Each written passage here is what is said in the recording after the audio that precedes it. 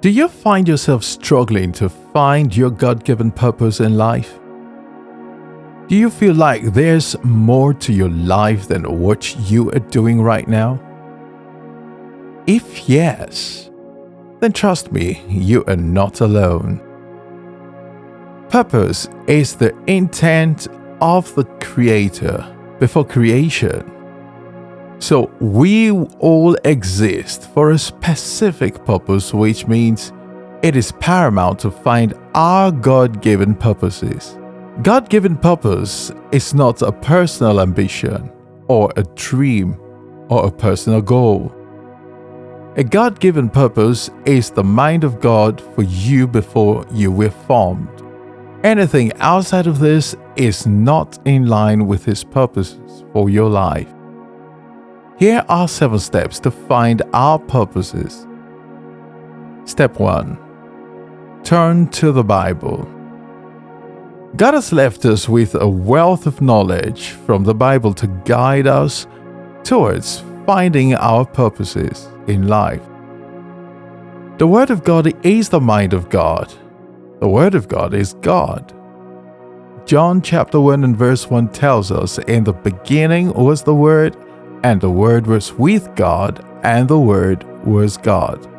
So knowing this gives us the confidence that we can find our purpose inside the Bible. The book of Joshua chapter 1 and verse 8 says, "This book of the law shall not depart from your mouth, but you shall meditate in it day and night, that you may observe to do according to all that is written in it. For then you will make your way prosperous, and then you will have good success." So if you want to know your God-given purpose, turn to His Word. Step 2. Pray. If you don't know how to pray, it will be very difficult to know the mind of God for our lives. Because in prayer, God reveals His mind to us. So prayer is very important. Jeremiah chapter 33 and verse 3 says, "Call to me and I will answer you, and show you great and mighty things which you do not know." Step 3. Follow the leading of His Spirit. The book of Proverbs chapter 3 and verse 5 to 6 tells us this: "Trust in the Lord with all your heart and lean not on your own understanding. In all your ways acknowledge Him, and He shall direct your paths." God's leading might be in the form of a vision, a dream. He could use even our instinct to steer us towards our God-given destiny. We just need to be sensitive to His divine leading. Step 4. What is your passion? Passion is another way to know your God-given destiny. The Bible tells us in the book of Matthew chapter 6 and verse 21, "For where your treasure is, there your heart will be also."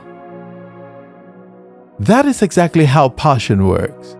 If you keep finding yourself putting so much energy on a particular thing than the other, it means there is a purpose in it.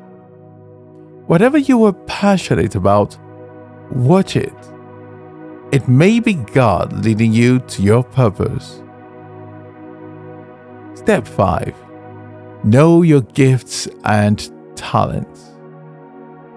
The Bible tells us in the book of Proverbs chapter 18 and verse 16, "A man's gift makes room for him and brings him before great men." A gift is something you can do absolutely best in with the least amount of effort. A gift is something you can do without getting tired of it. A gift is something you can enjoy doing, even when you don't get rewarded for it. It is no mistake that men have gifts. It didn't just spring up from nowhere. God placed it there, and He placed it there for a reason. So ask yourself, what gifts have you noticed on the inside of you that you are ignoring? Well, that is God revealing to you your divine destiny. Make no mistake, some gifts may be used in the wrong way. That is not you living out God's purpose. It needs to be used in such a way that it will bring Him glory. Then you can say you are fulfilling your God-given purpose. Step 6. Through a burden in your heart.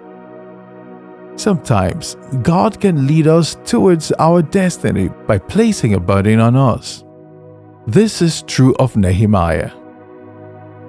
The book of Nehemiah chapter 2 verse 1 to 5. And it came to pass in the month of Nisan, in the 20th year of King Artaxerxes, when wine was before him, that I took the wine and gave it to the king. Now I had never been sad in his presence before. Therefore the king said to me, "Why is your face sad, since you are not sick? This is nothing but sorrow of heart." So I became dreadfully afraid and said to the king, "May the king live forever. Why should my face not be sad, when the city, the place of my father's tombs, lies waste, and its gates are burned with fire?" Then the king said to him, "What do you request?" So I prayed to the God of heaven, and I said to the king, "If it pleases the king, and if your servant has found favor in your sight, I ask that you send me to Judah, to the city of my father's tombs, that I may rebuild it." What led to him seeking permission from the king is a burden. It is therefore good to pay attention to our burdens. They might just be pointing us towards our God-given destiny. Have you been ignoring the burdens God placed in your heart? If I were you, I would start paying attention to it. Step 7. Through challenges. Many times, God uses a personal challenge to reveal our purpose to us. The Bible tells us about David in the book of 1 Samuel chapter 17 and verse 22 to 23. It says, "And David left his supplies in the hand of the supply keeper, ran to the army, and came and greeted his brothers. Then as he talked with them, there was a champion, a Philistine of Gath, Goliath by name, coming up from the armies of the Philistines, and he spoke according to the same words." What people didn't realize is that God had set up Goliath as a challenge for David so that he can find his God-given purpose. Many times, God sends challenges to us so that His purpose for us can be revealed. Please hit the like button and subscribe to our channel. God bless you.